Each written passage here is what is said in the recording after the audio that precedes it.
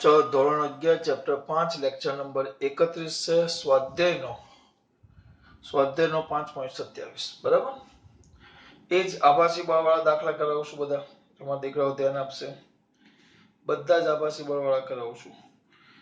હવે સ્વાધ્યાય વધારાના સ્વાધ્યાયમાં છે આપ લખેલું છે કે પૂછાશે એમ, એટલે હું કરાવું છું. 1000 કિલોગ્રામ દળનું હેલિકોપ્ટર. તો પેલા લખી નાખીએ આપણે. આપેલી માહિતી છે. હેલિકોપ્ટરનું દળ, હેલિકોપ્ટરનું દળ એને કેપિટલ એમ કે મોટું દળ છે ને, એટલે 1000 કિલોગ્રામ.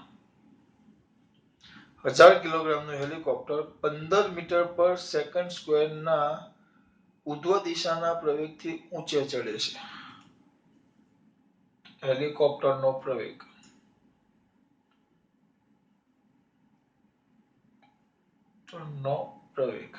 એ બરાબર 15 મીટર પર સેકન્ડ સ્ક્વેર. હા, પણ દિશા કીધી છે. કઈ દિશા? ઉધ્વ દિશા. આ ઉધ્વ દિશામાં છે.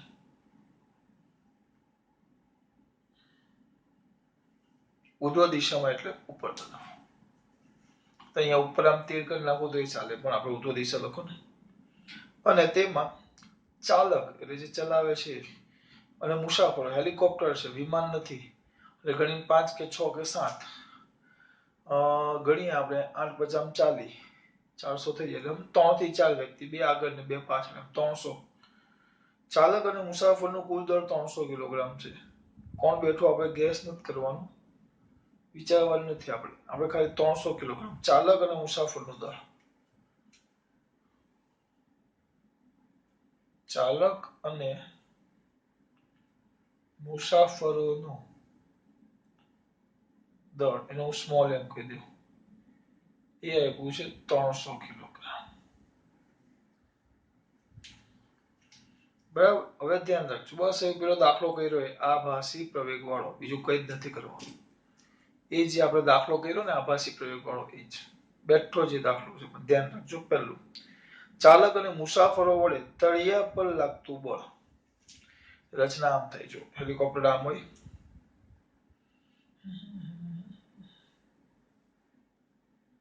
આવું ન હોય બેટા. આપણે ખાલી સમજૂતી માટે હવે પછી મૂકી આવું ન હોય, પેલો ક્યાં બેસે એ બધું નહીં. આપણે સાદું, બીજો બધો પોર્શન આપણે ધ્યાનમાં નથી લેવાનો.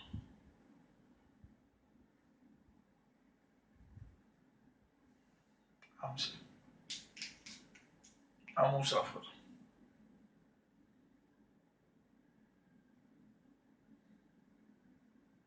ને આ ચાલક. બરાબર. તો આના વડે પહેલો કિસ્સો આપ્યો. જો અહીંયા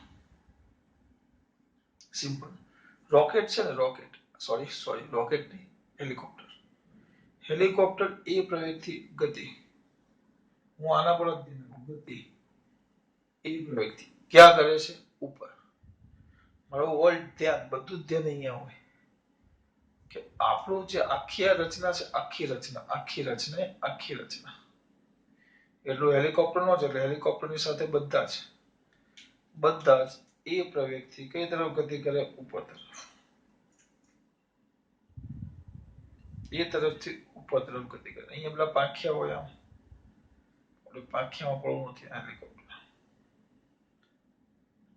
પાંખિયા નાના છે. એ પ્રવેગથી ઉપર તરફ ગતિ કરે છે. તો બે વસ્તુ થાય. હા, તો આભાસી બળ હંમેશા ક્યાં લાગશે? નીચે. કેમ? મેન આ જ છે.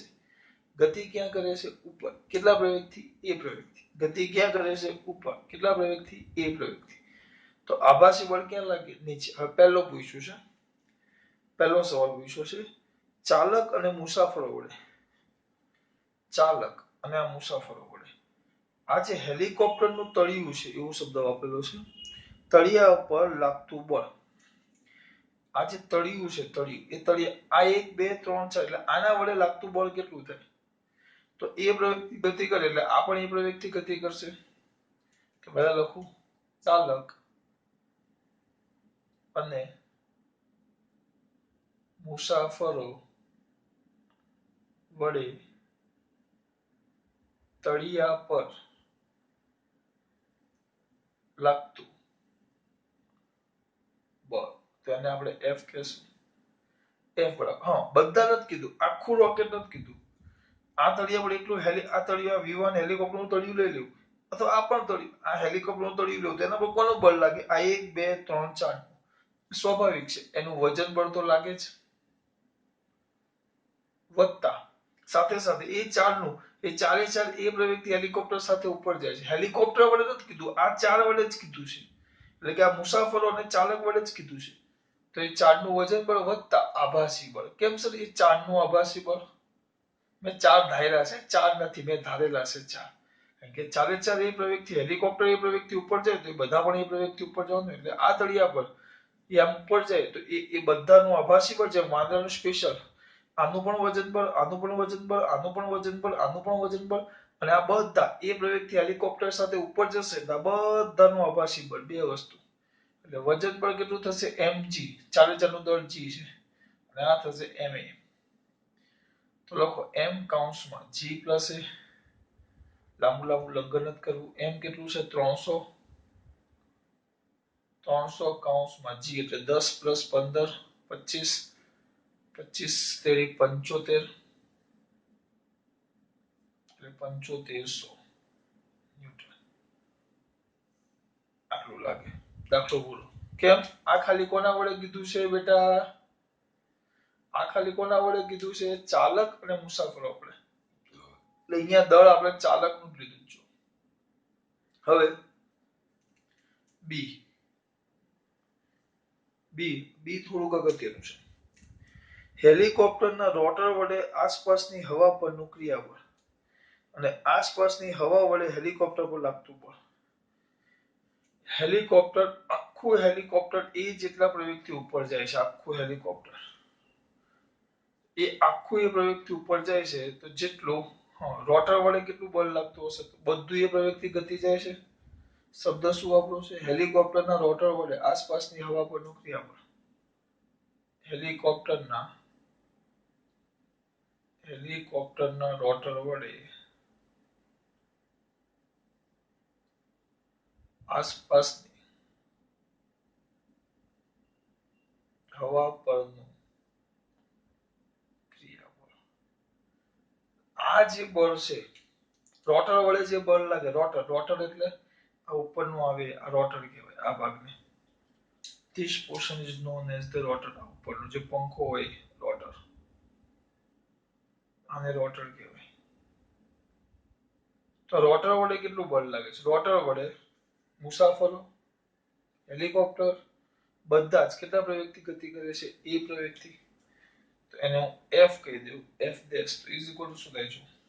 સાંભળજો, m પ્લસ m, હેલિકોપ્ટર અને મુસાફરો નું વજન બળ પણ એ ઉપર, એ વજન બળને પણ લઈ જાય છે ઉપર. ખાલી એકલું એકલું આનું વજન બળ, અને સાથે સાથે એટલે આખું લખું છું તંત્ર. એ બળ કોના જેટલું? હેલિકોપ્ટર હે એટલે હેલિકોપ્ટર પ્લસ મુસાફરો ના વજન બળ, એના વજન બળ વત્તા હેલિકોપ્ટર વત્તા મુસાફરો ના આભાસી બળ ના સરવાળા જેટલું. કેમ એ બે ના સરવાળા જેટલું હોય? કારણ કે એ મુસાફરોને પણ લઈ જાય છે અને હેલિકોપ્ટરને પણ લઈ જાય છે. તો વજન બળ, વજન બળ એટલે શું થશે? m પ્લસ m, બે ના દળ ઇન્ટુ g. આમાં કેટલું થશે? m, capital M plus small m, આભાસી બળ એટલે a. બંનેમાંથી જે કોમન કાઢવું એ કાઢી નાખો. શું કોમન નીકળશે બોલો સર? m પ્લસ m કૌંસમાં g plus a, capital M. તો આ કેટલા છે? 3000 ને? 1000, 1000 વત્તા 300 g 10 વત્તા 15 25 ગુણ્યા 1300, 25 ગુણ્યા 1300,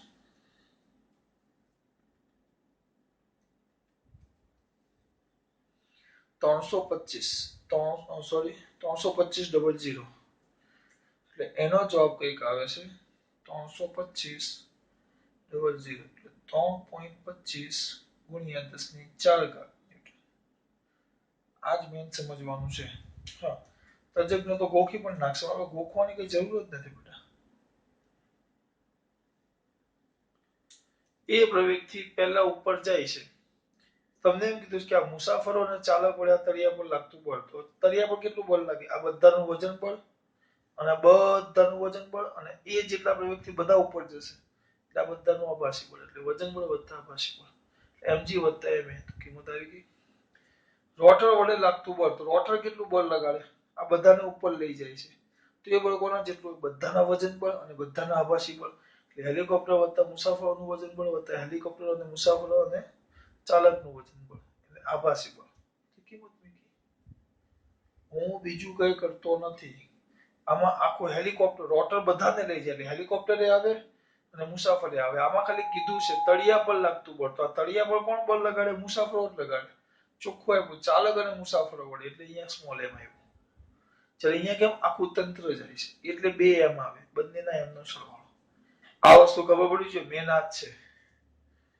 મેન આટલું છે ભાઈ. આમાં ચાલક અને મુસાફરો વડે તળિયા પર લાગતું બળ, ચાલક અને મુસાફરો એટલે વજન બળ અને આભાસી બળ બે લાગે, કારણ કે વિમાન કે હેલિકોપ્ટર ક્યાં જાય છે? ઉપર.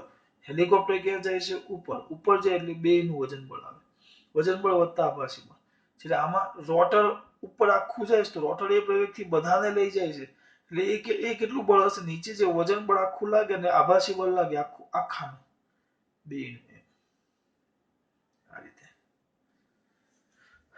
હવે પાછું પૈતું નથી, હજી બાકી છે ત્રીજો પોઈન્ટ સી. અહીંયા લખું છું સી.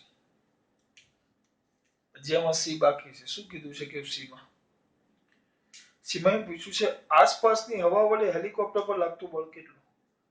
રોટર સિમ્પલ છે. રોટર જેટલું હવા, રોટર આમ ફરે તો રોટર હવાને ક્યાં નાખે? નીચે. હવાને નીચે નાખે, એ બળાયેલું. રોટર હવાને ક્યાં નાખે? નીચે. પંખા હોય હવા નીચે ફેંકે, સિમ્પલ વસ્તુ છે.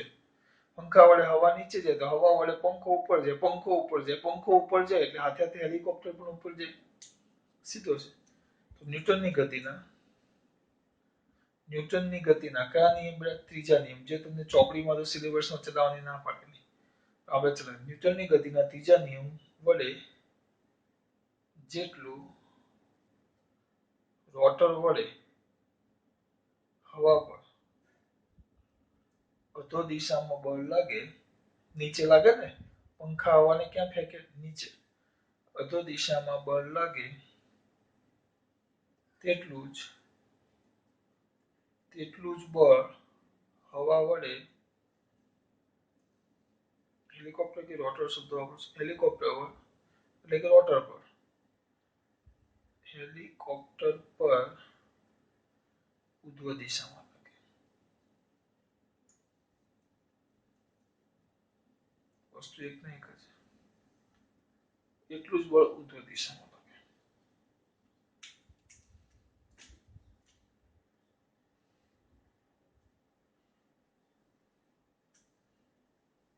એ બી સી. આગળના આ થઈ ગયું સ્વાધ્યાયનો 5.27. બોલો. ખબર છે દાખલામાં? કઈ જ નહીં, મેન વસ્તુ એ જ છે ભાઈ. આ હેલિકોપ્ટર દર, પ્રવેગ, ચાલક અને મુસાફરનો દર. આ વસ્તુ પકડી લો તમે ફટાફટ. તો જેવું આ ક્યાં લાગશે? નીચે. જવા દે. પહેલા હું કીધું મુસાફરને ચાલક વડે તળિયા પર લાગતું બળ, તો તળિયા પર કેટલું બળ લાગે? એ પ્રવેગથી ઉપર જાય તો દરેકનું વજન બળ ને દરેકનું આભાસી બળ, તો વજન બળ વત્તા આભાસી બળ, કારણ કે દરેકનું દળ ભેગું આવી દીધું છે, એમ અલગ અલગ નથી આપ્યું. mg વત્તા ma. આમાં એ જ થાય કે રોટર વડે આભાસી હવા પર લાગતું ક્રિયા બળ, તો હવા પર કેટલું બળ લાગે? આ બધા એ પ્રવેગથી ઉપર જાય છે, તો બધાનું દળ, બધાના દળનું વજન બળ, બધાના દળનું એ પ્રવેગથી ઉપર જાય એટલે આભાસી બળ પણ નીચે. એટલે m પ્લસ n બધાનું દળ ઇન્ટુ g એટલે વજન બળ, બધાનું દળ ઇન્ટુ e એટલે આભાસી બળ.